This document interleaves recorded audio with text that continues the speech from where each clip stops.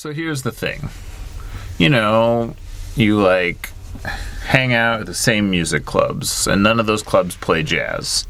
And then you sort of forget that jazz exists. Right. Because you're just hanging out at the R&B club, and you're like, yeah, I know all the bands. I own all the albums. And then you meet somebody from another neighborhood, and they're like, that Buddy Rich sure is rich.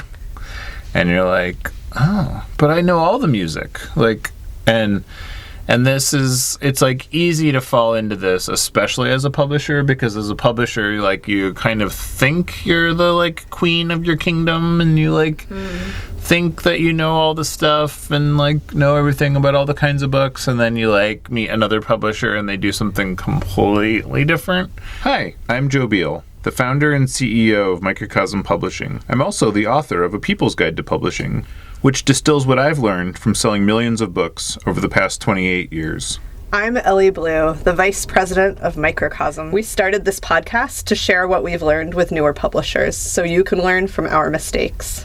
Or maybe you just want to learn about the publishing industry. This week, we are going to answer a reader question. Thanks, reader. How do you grow your list beyond your own interests and abilities? So by the list, they mean your publishing list. Right, so if you mostly read science fiction and espresso machine repair manuals. Like most people do. But you want to get into publishing fantasy and coffee maker repair manuals, but you don't know the first thing about them. Is this what we're talking about? Mm-hmm. Okay. Yeah. It's if you only used one graphic designer to do all of your books. That would have a certain tone and feel and resonance, and equally, it would repel a certain amount of the population who just doesn't like that designer's work. So you need to do the publishing equivalent of leaving your neighborhood sometimes and looking around and talking to people, reading other books. Exactly. And so you need to think about, and I feel this is why I swear every bit of advice to anybody that brings me a question, the answer is go to the bookstore and look around. Yeah. Are you kidding me? Yeah. I tell that to authors 5 or 6 times a day, where and you can tell when they did it and when they didn't do it. Because they're or when they only shop at a technical specialty bookstore that serves exclusively to their own interests. And they're not seeing what else is out there. Yeah. So you're making an argument for publishers to continue their education and broaden their horizons. Every damn day I am. There's other benefits to that too, I suppose. Yeah, you learn things. It's really fun.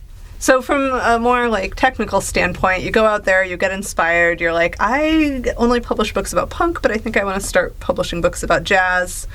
How do you actually go about attracting those authors and finding an editor who can edit those books, etc.? Well, the most typical way is that you'd buy another publisher that does jazz books. That's honestly how most people do it, because then you have instant part of your catalog. Things just go a lot faster. You're going to get those submissions, people are going to look at you and be, and it's we've added categories slowly in this way, and it literally takes years. Yeah. I remember when we were we should add a witchcraft category, and then 3 years later, our first book came out. Right. It's not fast. Yeah. But, it's the rewards are plentiful. And, so publishing is a slow game. So, historically, I guess it depends how far back you go. To the 70s and 80s, packaging was an increasingly new form and way of thinking in publishing. And then now that, which basically means taking content and making it feel good in the hands to the person that wants to read that book, or 70s books, doesn't know they want to read that book, I guess, more importantly. And then that kind of evolved into what we would call custom publishing or corporate publishing, when you would be Chronicle Books and I would hire you to like make the IKEA book, but it would be like IKEA would be hiring Chronicle to like make the IKEA book. Did this actually happen? This is a fictional example, Okay, but this is like very, I kind of got a mental image. You see what I mean? You see what I'm talking about? Or like Forbes does this sort of famously, where like Ellie Blue, is running for political office. You are the Republican candidate for president, and you are like, oh, I need to establish my backstory, my credentials, and my credibility.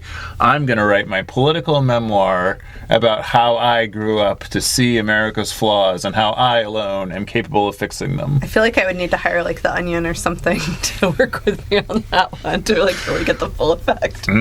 Well, you see, these people are serious is the downside of this news item. Oh, I see. This is now how to talk to your cat about gun safety. But, that's a whole nother angle on, like, corporate publishing, packaging, custom publishing. How did we get into talking about this from talking about how to, like, widen Because this your is bag? how you widen your bag. Oh, by doing corporate publishing? That is one way, but it's the logical extension of packaging. So, and learning and thinking about this, so like in a much simpler version of this story, like, we had one of our books where a popular hotel chain bought 1,000 copies and they wanted to replace the introduction with a letter from the CEO. Weird, not outrageous, but, So that's like, it's just a new way of thinking, the exercise here is about thinking about the audience, why somebody buys the book, who benefits from the book, why they care, and just like getting out of your comfort zone. Right. Like that's all. And so like, that's like why you can have the baseball book or the barbecue book or, like... Because someone paid you to. Your example is not landing with me. Well, it's not because someone paid you to. It's because there's an audience. Oh, they brought you the audience. Well, we'll get them out of the picture here. So it's because there is an audience.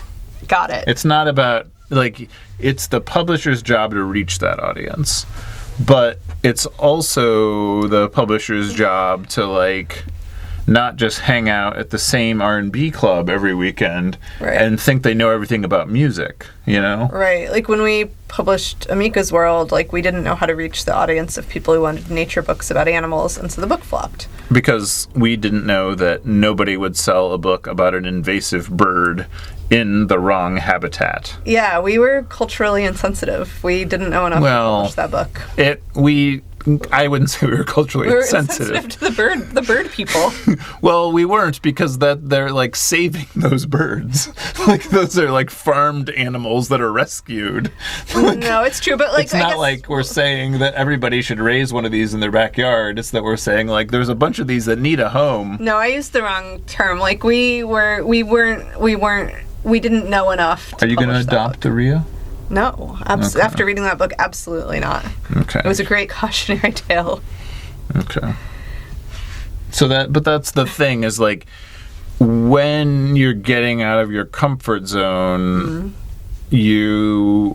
that's why you need sort of a content expert. Yeah. Like an author who understands the proclivities of that audience. I feel like you could also hire an editor who gets it, and that editor will help you attract authors. That's true. And the other thing, and this, I don't know, should go without saying, but like really, I don't know, I feel needs to be said, is that you want... There's a certain like pompousness in being a publisher that you like need to get away from. And again, going slowly is the best way to educate yourself on a new subject matter, and the most absurd thing, and people are very, very resistant to this, but what, honestly, the easiest way in some cases is just to literally like put it in your call for submissions or on your website. Yeah, totally. We want this. And while, yes, all of your competitors can read that also, it takes years, Yeah. and they're probably going to shift strategies.